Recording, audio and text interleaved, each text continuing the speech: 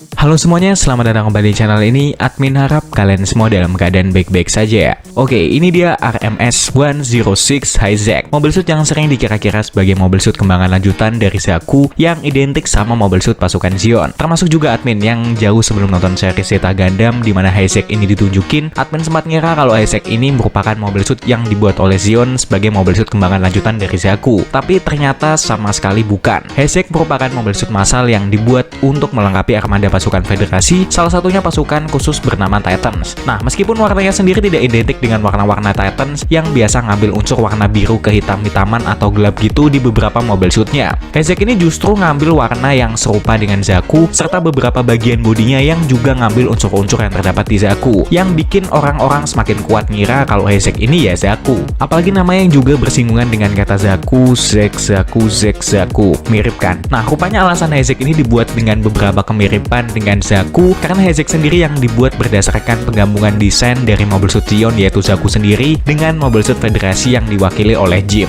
Dan alhasil Hijack tampil sebagai mobil suit dengan bentuk yang menyerupai bentuk Zaku dengan beberapa bagian yang ngambil unsur dari Jim. Jujur buat admin bentuknya ini lebih cenderung ke Zakunya dibandingkan ke Jimnya ya. Admin lebih senang nyebutnya ini sebagai bajakannya Zaku atau mungkin Zakunya Federasi ya. Makanya nggak salah juga kalau banyak yang ngira kalau ini Zaku. Nah, tapi sebagai mobil suit massal Federasi, desain dari Hijack ini ngasih sentuhan berbeda dibandingkan mobil suit Federasi kebanyakan. Yang mana kita tahu sendiri Federasi terlalu fokus ngembangin produksi mobil suit massal seperti Jim yang bentuknya terusan-terusan gitu. Makanya biar nggak bosen setelah perang 1 tahun berakhir atau One Year War, Federasi akhirnya nyiptain Hijack ini. Apalagi setelah One Year War berakhir, Federasi terus nyari cara buat ngembangin mobil suit murah tapi dengan output yang baik pula yang bisa digunain sebagai mobil suit massal untuk kekuatan utama pasukan Federasi. Nah, Hijack sendiri dibuat di Granada yang sebelumnya merupakan salah satu pangkalan utama terbesar dari kerajaan Zeon.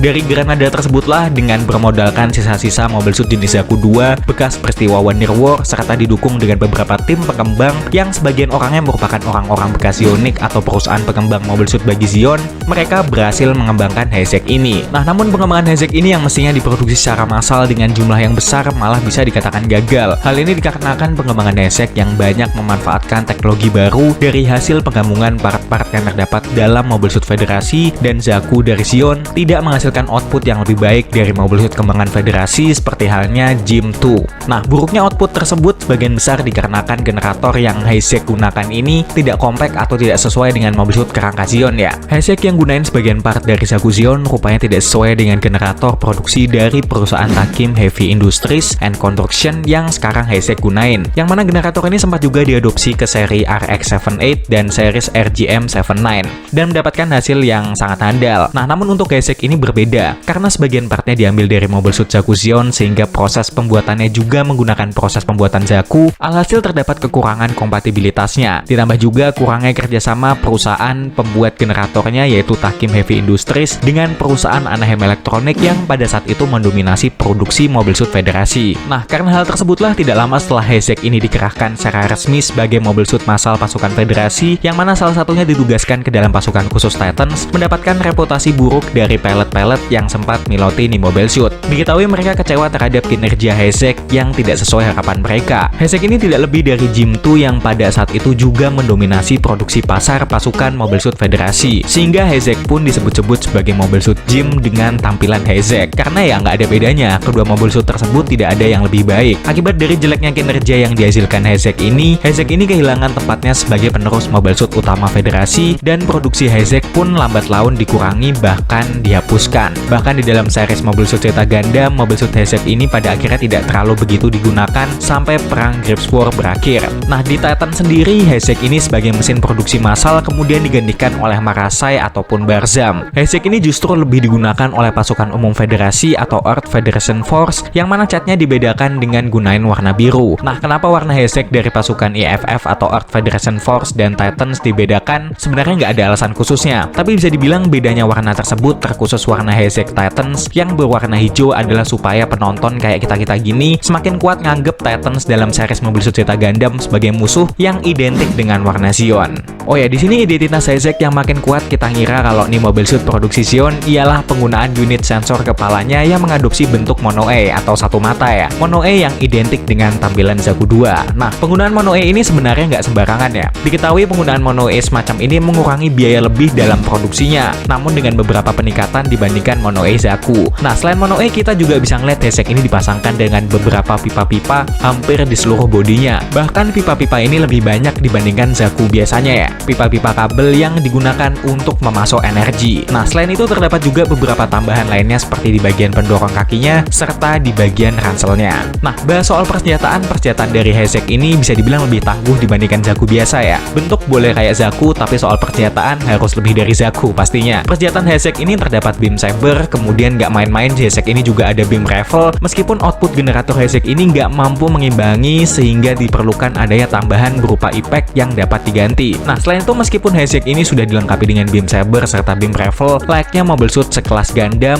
namun Heisek ini tidak mampu menggunakannya secara bersamaan. Hal ini dikarenakan output generatornya yang tidak mampu memenuhi kedua persenjataan sejenis beam secara bersamaan. Karena itulah Heisek dilengkapi juga persenjataan jarak dekat pengganti beam saber yakni Headhawk, senjata semacam kapak yang digunakan untuk menemani persenjataan beam rifle. Nah, namun ketika Heisek ingin menggunakan beam saber, beam rifle sebagai senjata jarak jauhnya digantikan dengan mesin gun Zaku yang diperbarui dengan beberapa peningkatan. Nah, kemudian Heisek ini juga dipersenjatai dengan 3 buah top missile pod yang dipasangkan di bagian pelindung rock yang digunakan sebagai senjata jarak jauh juga.